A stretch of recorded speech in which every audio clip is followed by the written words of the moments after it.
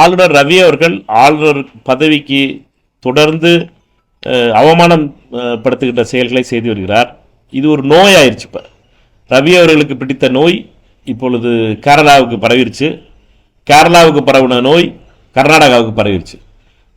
இது புதுசான ஒரு கோவிட் மாதிரி இருக்குது. இந்த கவர்னருக்கான கோவிடாக மாறிக்கிட்டு இருக்குது. இதை பொறுத்த மட்டிலும் இந்த நோயை தடுக்க வேண்டிய ஆன்டி வைரஸ் வர வேண்டியது மிக முக்கியமானது. இந்த நோயை தடுத்தாக வேண்டும். அனைத்து இந்தியா கூட்டணியுடைய தலைவர்களும் சேர்ந்து நாடாளுமன்றத்தில் இதற்காக குரல் கொடுக்க வேண்டும். எங்களை பொறுத்த மட்டிலே இது RSS-ஆல் நியமிக்கப்பட்டிருக்கின்ற ஆளுநர்களுடைய இந்த செயல்கள் கண்டிக்கப்பட வேண்டும். திருப்பரங்குன்றம் தீபமன்றத்தில் நீதிமன்றத்தை மதிக்கிற திமுக இந்துக்களுக்கு எதிரானது மோடி சொல்லியிருக்கிறார். மிகவும் தவறான ஒரு கருத்தை பிரதமர் பதவியில் இருக்கிறவர் இப்படி சொல்லிக்கிட்டு இருக்காரு. பிரதமர் பதவியில் இருப்பவர் ஒரு RSS-காரர் என்பது தெரிந்த விஷயம் தான். அவருடைய இந்த வன்மம் தெரியுது. திருப்பரங்குன்றத்துக்கு அவர் இது வரைக்கும் வந்தது கிடையாது. திருப்பரங்குன்றம் கோயிலில் தீபத்தை பார்த்தது கிடையாது. தீபம் இந்த தடவை ஏற்றப்பட்டுச்சுங்கிறதும் அவருக்கு சொல்லப்படலை. சொல்லப்படாத ஒரு விஷயத்தை வச்சுக்கிட்டு மோடி அவர்கள் இப்படி ஒரு RSS-னுடைய நபராகவும் இந்து முன்னணியினுடைய நபர்கள் சொல்வதை வச்சுக்கிட்டு இப்படிப்பட்ட பேச்சுக்கள் பேசுவது என்பது அருவருக்கத்தக்கது. திருப்பரங்குன்றம் முருகன் அவரை இது மன்னிக்கப் போவதில்லை. அவர் இப்படி பேசுகிற பேச்சுக்கு. தீபம் ஏற்றப்பட்டது மோடி அவர்களே. தீபம் இன்னொரு இடத்துல ஏற்றணும் அப்படின்னு சொல்லி பஞ்சாயத்தில் தூடுறதுக்காக இந்து முன்னணி பல வருஷமாக முயற்சி செய்துட்டு வருது. அதற்காக நீதித்துறையில் இருக்கின்ற சிலருடைய ஒத்துழைப்போடு அது செய்யப்பட்டது. அதற்கு அப்பீல் செஞ்சு அதற்கான நடைமுறையில் இருக்க அரசு அதை பற்றி நீதிமன்றத்தில் இருக்கும் பொழுது இதை பற்றி பேசுவது என்பது நியாயமில்லாதது. ஒரு பிரதமராக இருந்து மோடி அவர்கள் பேசியிருப்பது என்பது அவர் பிரதமர் பதவிக்கு கலங்கத்தை விளைவிக்கிறார். ஒரு வழக்கு இன்னும் நீதிமன்றத்தில் இருக்கும் பொழுது அதை பற்றி பேசிய மோடி அவர்களுடைய கருத்து வன்மையாக கண்டிக்கப்பட வேண்டியது. 26 தேர்தலுக்கான விசில் ஊதப்பட்டுச்சு தமிழ்நாட்டில். பிரவீன் சக்கரவர்த்தி அது அவருடைய கருத்து. எப்படி பாக்குறீங்க காங்கிரஸ் கட்சி? அது அவருடைய கருத்தை. என்னைய பொறுத்த வரைக்கும் நான் உண்மையான காங்கிரஸ்காரன். காங்கிரஸ் கட்சி தலைமை என்ன சொல்லியிருக்கோ அதை விட்டு ஒரு வார்த்தை உங்கள்கிட்ட வேற எதுவும் பேச மாட்டேன். ராகுல் காந்தி அவர்கள் மீதும் கார்கே அவர்கள் மீதும் உண்மையான அன்பு வைத்திருப்பவன். அதனால அதை பற்றி மற்ற எந்த விஷயங்களும் கட்சி விஷயங்களையோ கூட்டணி விஷயங்களோ பேசுவதற்கு இன்றைக்கு வரல. நான் வெறும் மோடியை மட்டும் பேசுறதுக்கு தான் வந்தேன். சொல்லிடுவோம் உங்களுக்கு. 17ஆம் தேதி போய் பார்த்துருக்கோம். 17ஆம் தேதி பார்த்ததுக்கப்புறம் காங்கிரஸ் தலைவர் கார்கே அவர்களும் அருமை தலைவர் ராகுல் காந்தி அவர்களும் முடிவு செய்வாங்க. அந்த முடிவு வந்தவுடனே உங்களுக்கு முதல்ல சொல்லிடுவோம்.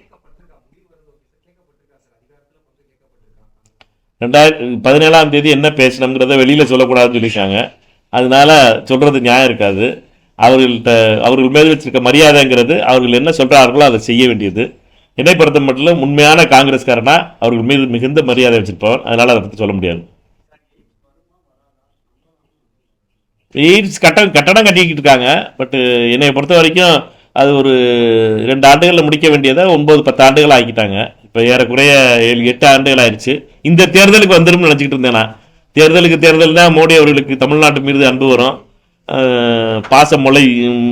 மழை பெய்வார். அதனால எப்படியாவது கட்டி முடிப்பாங்க அப்படின்னு ஒரு நம்பிக்கை இருந்துச்சு. அதுவும் இப்போ இல்லை. இந்த இடத்த மாற்றணுன்னே நினச்சேன். என்னன்னா இது என்னடா அது மதுரையிலேருந்து சென்னைக்கு போகுது, இடம் மாற்றுறது, புயல் மையம் கொண்டிருந்தது மதுரையிலிருந்து சென்னை மாறுதுன்னு பார்த்தோம். அது கடைசியாக பார்த்தீங்கன்னா எய்ம்ஸ் கட்ட முடிக்கலைங்கிறது தான். அதிகாரிகள்கிட்ட பேசணுன்னு தான் தெரிஞ்சு. உங்களை மாதிரி சகோதரர்கள் சொன்னோடனே அன்றைக்கி கேட்டதுக்கப்புறம் தான் தெரிஞ்சு. ஃபோட்டோவெல்லாம் அனுப்பிவிட்டு பார்க்கும்போது தான் தெரிஞ்சு அது முடியலை. அதனால் திறக்கிறதுக்கு அங்கே ஒன்றும் இல்லை. அதனால் சத்தம் இல்லாமல் அதை இடத்த மாற்றிட்டாங்க.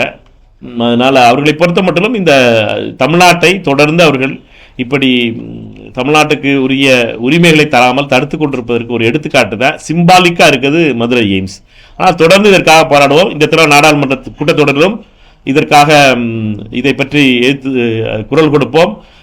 ஜனாதிபதியினுடைய உரையிலே இதற்காக அதை பற்றி தெரிவிக்கவில்லை என்றால் அதற்காக அந்த வெட்டு தீர்மானங்கள் கொடுக்கும் பொழுது இதற்காக மதுரை எய்ம்ஸை பற்றி பேச வேண்டும் என்ற வெட்டு தீர்மானமும் கொடுப்பேன். அதிமுக பாஜக கூட்டணியில் இப்போ அதிமுக பிரிஞ்சது ஒன்றா சேர்ந்துருச்சு. ஓரளவுக்கு ஓபிஎஸ் எல்லாம் சேர்ந்துட்டாங்க. அது நம்ம கூட்டணிக்கு வலுவிழக்க வாய்ப்பு இருக்கா? வாக்கு வங்கியிலும் அது நீங்க ஓட்டெல்லாம் காலியாகி போயிடுச்சு. அது உடஞ்ச பானையெல்லாம் ஒட்டி ஒடிச்சிருக்காப்புல இருக்கு. எல்லா தண்ணியும் கீழே போயிடுச்சு. பானை தான் ஒட்டி இருக்கு. ஆனால் என்னட்டுனா பானையெல்லாம் உடஞ்சி பானை ஒட்டி வச்சிங்கன்னா எப்படி இருக்குமோ அது வேணால் மியூசியத்தில் வேணால் வச்சிருக்கலாமே ஒழிய தேர்தல்லையோ அதை வச்சு தண்ணி பிடிச்சோ குடிக்க முடியாது. இருக்கிறதெல்லாம் போயிருச்சு, மக்கள் ஆதரவெல்லாம் போயிருச்சு. அது புதிய கட்சிக்கு போயிருச்சா அல்லது மற்ற கட்சிகளுக்கு போயிருக்காங்கிறத தேர்தலில் சொல்ல முடியும். ஆனால் அவர்கள்ட்ட இல்லை, அவர்கள்ட்ட தேர்தல் ஆதரவு இல்லைங்கிறது நேற்று கூட்டத்திலே தெரிஞ்சிச்சு. 300 ரூபாய்க்கு கொண்டு வந்த கூட்டங்கள் எவ்வளவு ஆர்வத்தோடு கைதட்டினாங்கிறத பார்க்க முடிஞ்சிச்சு. பிரதமருடைய பேச்சு எவ்வளவு போரிங்காக இருந்துச்சுங்கிறத பார்க்க முடிஞ்சிச்சு. மற்ற எல்லா கட்சிகளுடைய தலைவர்களுடைய பேச்சுக்களுமே ஒரு பயம் கலந்த பேச்சாத்தான் இருந்துச்சே ஒழிய அவர்களிடம் ஒரு உண்மையான அன்போ உண்மையான ஒரு நம்பிக்கைத்தன்மை மக்களிடம் பெற்றவர்களாக இல்லை. எல்லாருமே முன்னுக்கு பிறனா பேசுகிற ஒரு சிபிஐனுடைய முயற்சியால் உருவாக்கப்பட்ட அந்த கூட்டணியாகத்தான் கண்ணுக்கு முன்னால் தெரிஞ்சு. சரியா?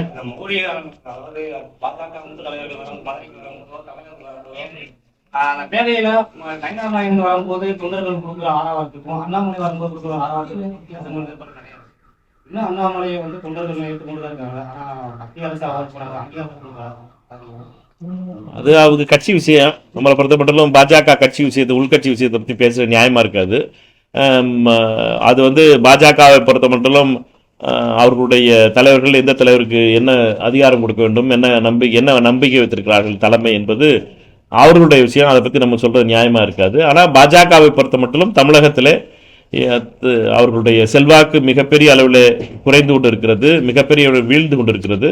இந்த முறை பாஜக அவர்களுடைய சட்டமன்ற உறுப்பினர்களின் எண்ணிக்கையை குறைந்துதான் அவர்கள் சட்டமன்றத்தில் தமிழகத்தில் இருக்குமா என்ற சந்தேகம் எழுந்திருக்கிறது.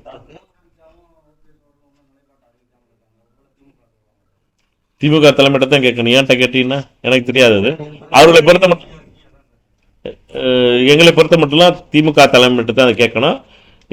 எந்த ஒரு முடிவாக இருந்தாலும் சரி, காங்கிரஸ் கட்சியை பொறுத்த மட்டும் காங்கிரஸ் கட்சியினுடைய முடிவு அகில இந்திய காங்கிரஸ் கமிட்டி இன்னும் அறிவிச்ச உடனே அதை பற்றி சொல்லலாம், பேசலாம்.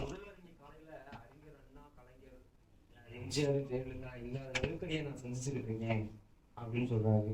அதனால கூட்டணி கட்சிகள் இடையே நெருக்கடியா நெருக்கடியா எம்ஜிஆர் ஜெயலலிதா வந்து அவங்களாம் வந்து ஆளுநர்கிட்ட சந்திக்காத நெருக்கடியா நான் சந்திச்சேன் சொல்லி முதல்வர் ஆளுநரை பற்றி சொல்லியிருக்கார். ரவியும் திரு ஆளுநராக இருக்கின்ற ரவி அவர்கள் தொடர்ந்து ஆளுநருக்கான மரியாதைகரமான செயல்களை விட்டு ஒரு பாஜக கட்சியினுடைய மாநில தலைவராகவும் எதிர்கட்சி தலைவர் செய்ய வேண்டிய வேலையெல்லாம் அவர் செஞ்சுக்கிட்டு இருக்கார். அவருடைய ஆளுநர் உரையில் அவர் வாசிக்காமல் வெளியில் போயிட்டு அவர் பண்ண அவருடைய ஆளுநர் மாளிகையிலிருந்து வந்த அந்த ட்வீட்டில் 8-12 விஷயங்களை பற்றி பேசியிருந்தார். அந்த 12 விஷயங்களை எதிர்கட்சி தலைவர் எழுப்ப வேண்டியது. இதை பற்றி மென்ஷன் பண்ணலை, அதை பற்றி மென்ஷன் பண்ணல, அதை பற்றி பேசலை, இதை பற்றி பேசலை, இதை பற்றி பேசலைன்னு சொல்கிறதெல்லாம் எதிர்கட்சி தலைவர் வந்து இன்னைக்கு அவருடைய உரையில் பேச வேண்டிய பேச்சு. எதிர்கட்சி தலைவர் அதை பற்றி பேசலை. ஆளுநர் உரைக்கு நன்றி தெரிவிக்கிற கூட்டத்தில் அவரும் நேற்று ஃபுல்லாக பிஸியாக இருந்துட்டார். அதனால நேற்று உதயகுமார் தான் பேசுகிறார்னு நினைக்கிறேன். அதனால இவர்கள் செய்ய வேண்டிய வேலையெல்லாம் ஏன் ஆளுநர் ரவி செய்கிறார்? எதிர்கட்சி தலைவர் செய்கிற வேலையெல்லாம் ஆளுநர் ரவி ஏன் செய்கிறார்? அதுக்கு பேசாமல் அமித்ஷா இவரே எதிர்கட்சி தலைவர் ஆக்கி விட்டுலாம்ல. ஏன்னாட்டா அமித்ஷா அதிமுகவை தான் அது ஆயிடுச்சு. அதனால அமித்ஷா சொல்றது தான் அந்த கட்சி எல்லா கட்சிகளும் கேட்க போகிறாங்க. அமித்ஷா வந்து ரவி அவர்களே எதிர்கட்சி தலைவர் ஆக்கிட்டான்னு பழனிசாமி கவர்னர் ஆக்கிட்டாருன்னா பிரச்சனை இல்லாமல் பெறும்ல. எல்லா பிரச்சனையும் முடிஞ்சிடுமே சுமூகமாக. ஏன் அதை செய்யாமல் அமித்ஷா இருக்காருன்னு தெரியல. ஏனென்றால் ஆளுநர் ரவி அவர்களுடைய போக்கு என்பது தமிழக முதலமைச்சர் சொன்னதை போல தொடர்ந்து தமிழகத்திற்கு களங்கம் விளைவிக்கின்ற வகையிலும் தொடர்ந்து தமிழக அரசுக்கு பல வகையிலே நெருக்கடி இருக்கின்ற வகையிலும் ஆளுநர் செயல்படுவது என்பது மிகவும் வருத்தத்துக்குரிய விஷயம்.